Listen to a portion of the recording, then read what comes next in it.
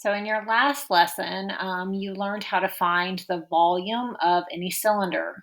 Okay, so basically you found out that to find the volume, all you had to do was find the area of the base circle, okay, which was radius times pi.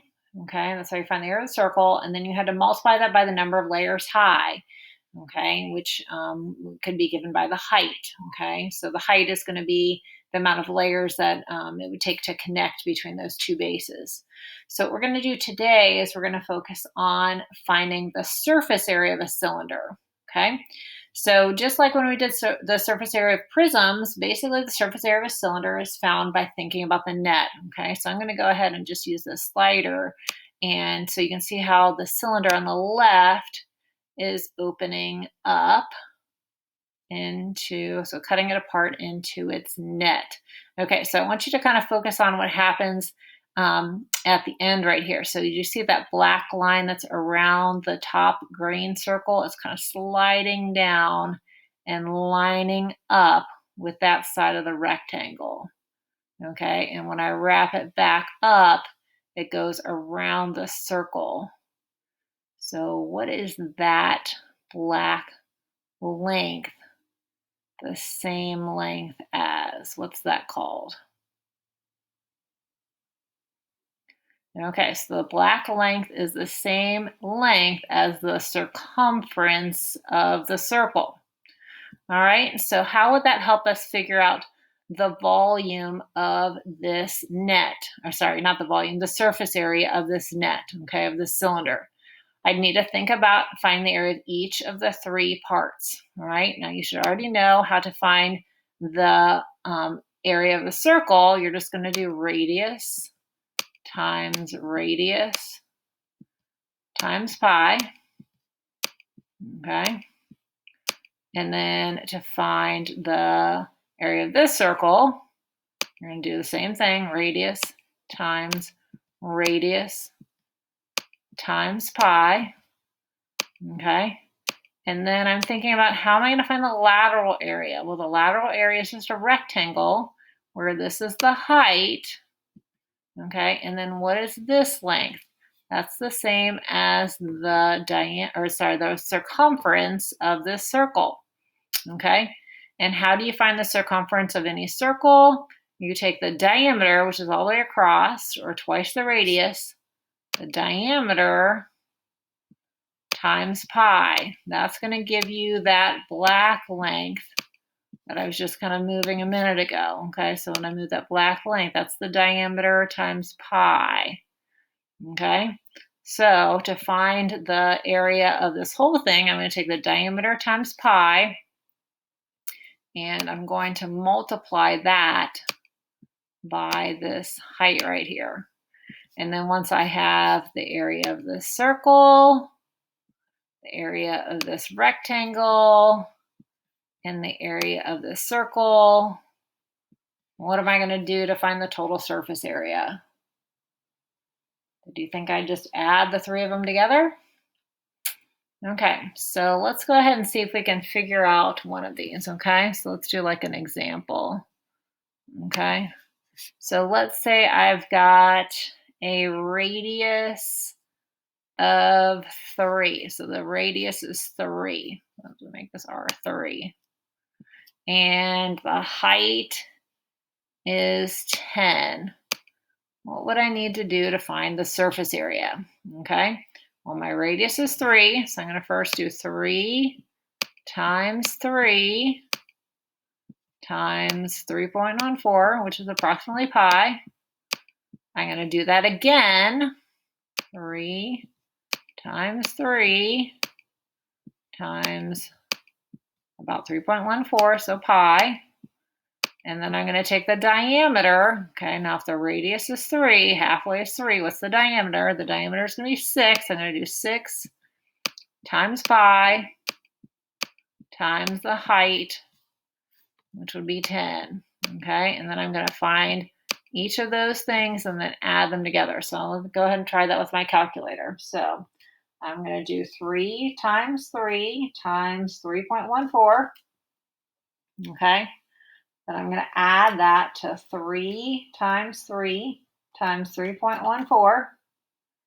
Okay, and then I'm going to add that to 6 times 3.14 times 10. Okay, so I've got those 3 parts all summed together, and I would get that my total surface area is 244.92, and then whatever unit. Okay, so centimeters or inches or whatever squared. Okay, so let's try a couple more of those. Let's erase this off. Nope.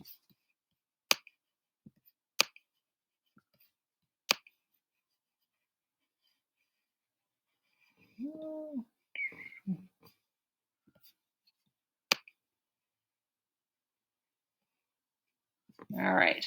So what if I were to change that radius? Okay, let's say I made the radius a little bit bigger. Okay, what if I made the height a little bit smaller?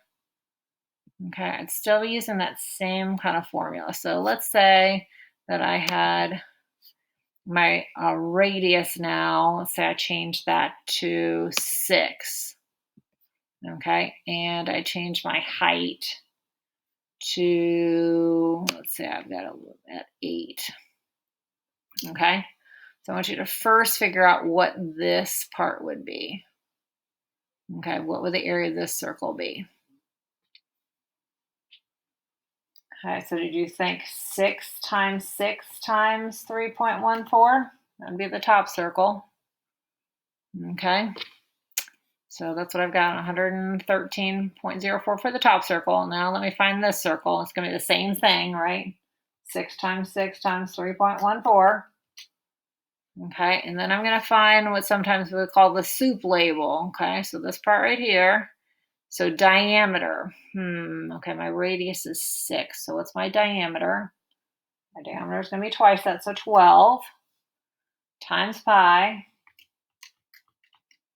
Okay, times the height. Okay. All right, so after I get those 3 numbers, what am I going to do to find the total surface area? I'm going to take 113.04 plus 113.04 plus 301.44. Okay, and then there we go. So my total surface area would be that 528.52, whatever the unit is. Okay, let's just go ahead and try one more. Okay, so let's see. How about if I made it nice and tall? So do you see how just the height is adjusting? Okay, nothing else is changing at this point, but let's say I change my radius. Notice when I change the radius, the circle gets smaller and the top part of the rectangle also changes. Same thing if I make it a little bit bigger. Okay, so let's try this. How about if I make my radius, let's see, how about say 2, and let's say that my height is now, how about 10? Okay. Why don't you go ahead and see if you can figure out what the total surface area is.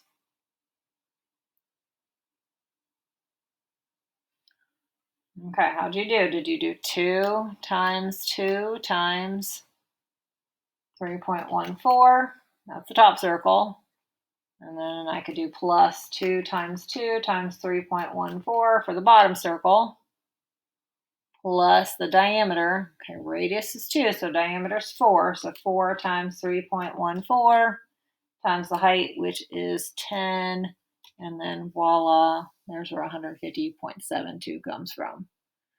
Okay, so hopefully that this video shows you how to find the surface area of any cylinder. So you're going to find the area of each of the circles, and then hopefully you're understanding where this rectangle is coming from. This black length right here, the one side of the rectangle is the same as the circumference of the circle. Okay, and the other side of the rectangle is the same as the height. Okay, so now I got some practice problems to do.